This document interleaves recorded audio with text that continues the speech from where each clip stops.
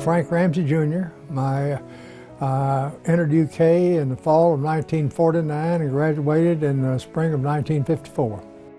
Played everybody in the county, and you could play a full 26-game schedule and not leave the county if you wanted to, but we played Hopkinsville, we played Henderson, we played Central City. Central City always had a good basketball team. You had your tournament, and if you were successful, you got to play in a regional tournament, which was always held in Madisonville because we could seat about, I think about 1,200 people in our gym. It was huge. We matched up our junior year in high school at the state tournament. We played Owensboro the first game. At the half, I was scared to death. I'd never seen a crowd like that before. And they beat us 30, I think it was 68 to 34. Had Bobby Watson on the team and some others. And then we became teammates and then roommates at UK, but I forget how many. He got plenty because they beat us by so much. He was just a tremendous basketball player. I think he was all-state. I know in his senior year, they won the state tournament, I think, and I think he got something like 44 points in the final game. I said Cliff wanted the room warm and the window shut. I wanted the heat shut off and the window open, and got along with it. And real funny, we both married girls named Martha Jean. Yeah, I felt sorry for him. He had 3 daughters, and I didn't think he was ever going to have a son, so I named my second child Cliff.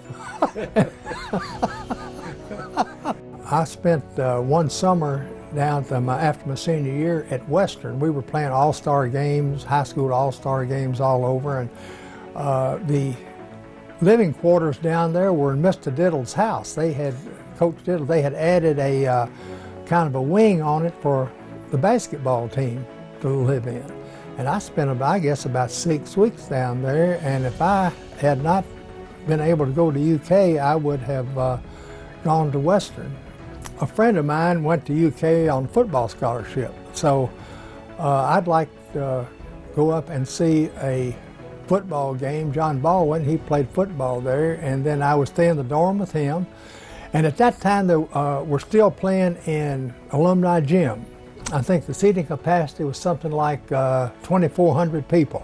And then when the game was over, they took the bleachers down because Coach Rupp's office was over to the side. It was a little office, I'd say about 10 by about 6, and it didn't even have a ceiling on it. They just had a door, and the door was 6 feet 2 inches high, and at that time the word was if you didn't hit your head on the door, he wouldn't talk to you. Don't come in. Coach Rupp, assistant coach of the Olympic team, won 2 NCAA tournaments. You were in awe of him. Once I decided that I was offered a scholarship to UK, and Coach Lancaster came down, and I think my mother asked him some questions about where would I live and all like that. I got a scholarship offer at UK, and I accepted it immediately. We had some people, Guy Strong, who went on to coach at, I think he coached at Eastern, and then down south. C.M. Newton, who became a coach at Alabama, Transylvania, and then Alabama, ended up athletic director at UK. Bobby Watson, Cliff Hagan. I can't think of all the people we had, but we all were students first, and if you missed class, you would hear about it. Hunt Brothers Pizza has been proudly serving communities across America for over 25 years. Download the Hunt Brothers Pizza app to find one of our 7,500 locations inside a convenience store near you. Are you a sporting shooter, hunter, or looking for the best concealed carry option? Bud's Gun Shop and Range is Kentucky's largest selection of firearms, ammunition, and firearm accessories, located on Industry Road in Lexington. After our freshman year, the big thing then was playing summer basketball up in the Catskill Mountains. Every resort up there had a basketball team, and they recruited all the college players to come up and play. Cliff Hagan, Bobby Watson, and I played at Cutcher's Country Club. Okay. And we were small town boys, and our coach was Red Auerbach. We found out when we were up there that we could beat most any of them. We were all bus boys, and we would bus boys breakfast, noon, and night, and then we'd practice or we'd play out under the lights. We found out that we could play with anybody, and I think that gave us, well, Cliff and Bobby and I, a lot of confidence that we weren't just some country boys from down in Kentucky that didn't know what was happening. The pressure that I felt was being on a team that lost the first game on a Kentucky home court. I think we lost one game one year, two the next, I think, and then the last year we were undefeated, but there was a tremendous amount of pressure just wearing the Kentucky uniform to win. Go back when we were playing in Alumni Gym, no townsperson could get in. If you weren't a student, you didn't get in, except they all volunteered to take tickets, to keep score, to be ushers and all like that. And then they were able to buy season tickets. The west side, where all the season ticket holders was always filled. And I don't know, it just seemed that the students thought we were going to win and we didn't need their support. But it was interesting. Practices started at 3:15. And nobody was allowed in the gym except Coach Rupp's friends and the team. And when practice started, you didn't talk, you didn't whistle. All you could hear was the bouncing of balls until Coach Rupp found you were doing something wrong, or Coach Lancaster, and they pointed it out in only a way that they could do it. And if you've ever had it done to you, there's something that you'll never forget.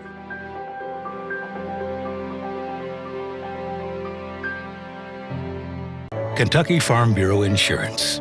Big on commitment. We never set out to be the largest auto dealer in Kentucky. He just set out to provide people reliable vehicles and great customer service. And for the last 50 years, that's what we've done. Bill Spivey was from Warner Robins, Georgia. He came up there as a freshman while the Olympians, Groza and Beard and that crowd was still playing. And they tried to get him to put on weight. He put on weight. And then my sophomore year had been his junior year. The team that won it that year, I think, was Kansas. I'm not sure. And they came in and played us, and LaBellette was the opposing center, and he was an All-American, and Spivey, I held him to about 8 points, and Spivey got 22. He was a great basketball player. They don't shoot many hook shots now, but Spivey had a tremendous hook shot, as did Cliff Hagan. That team was 32-2. You lost an overtime game to St. Louis, and then not until Vanderbilt in the SEC tournament. January 20th in that East Regional down in Raleigh, North Carolina, you guys played Louisville. Any special feelings going into that game? Not for us, just a game you had to win, and you had a routine that get up and eat breakfast, and then have a chalk talk, eat lunch, take a nap, eat a steak before dinner, go play a ball game. He had us on a pretty rigid schedule. Yeah. You guys rolled in that tournament. Your closest game, I guess, was against Illinois up in New York City. C.M. Newton in that game, they stole the ball right at the end of the game. We did, and he scored 2 points and put us up. I think we won by about 5, didn't we? That ended up 76-74. Well, what I wanted to ask you about, too, Spivey had 28, which was a good game. Obviously, you talked about his scoring abilities. You kind of had an off night. Oh, that wasn't unusual. You were 2 for 19 that night. But I will say this to give you credit. It didn't affect the rest of your game because you still had 12 rebounds. But you went on then to beat Kansas State in the title game. Right. And by 10, 68-58. What was the feeling like after that Final Horn winning the national championship? It was just another game. Coach Rupp, he says jump and we jumped, and when he says run, we run. Well, when it turned out that they arrested Beard and Groza and Spivey up in New York, Judge Street decided he was going to hand it to Kentucky, so he did. The SEC said, with Bernie Moore, said nobody can play. Coach Rupp called them in after they picked up the CCNY guys in New York. Says, boys, are you all involved in this? Point shaving. And Beard says, the worst thing we ever did was lie to that old man. You were graduating, and you had to get a deferment to go back and work on your master's degree, which we did, and we were all graduate students our 5th year. Right. And that's why UK could not play in any tournament after we beat LSU, because we had a college degree and had graduated, and graduate students couldn't play in the NCAA tournament. 1,344 points, 1,038 rebounds, and 175 assists. That's nice. That's real nice. At 84, it's nice to be remembered. And to go back that far and to think somebody still might be interested is great. The coal industry's had a big impact on my life. My grandfather was a coal miner, my father was a coal miner. Coal is the largest driving force in our local economy. That's why I'm a friend of coal. Double Dogs is a great place to eat. In a single word, delicious. The first year the Boston won the NBA tournament was in 1957, and our whole team, and that was Russell, Cousy, Sharman, Heinsohn, made less than $200,000. Not a piece, but total. Our total payroll was under $200,000. And now these guys get $200,000 for a quarter. Now everybody wants to know what everybody makes and everything. I had no idea and really didn't care. I was having a good time and playing basketball. One of our children was born in Boston, one in Lexington, and one in the Army. Right after my rookie year, like we got over playing our last game, we got beat on Sunday. By Thursday, I was at Fort Knox in uniform. When we won our first championship, I was still in the Army. Oh, okay. We won our championship on Sunday, and I was discharged on Tuesday. Mr. Brown, our owner, was extremely honest, and you had to sign 3 contracts. Before I'd leave in the spring, I'd sign 3 blank contracts and put them on his desk, and I said, when you get around to me, just let me know what you pay me. The copies, you mean? Yeah, you had one for the Celtic office, one for the NBA office, and you got a copy. And were those contracts 1 year or multi-years? 1 year. And that was normal? Everybody just signed a 1-year contract? Yeah. Times have changed. Well, they have, because you're dealing, we could have each probably have made money in private industry, but we wanted to play basketball.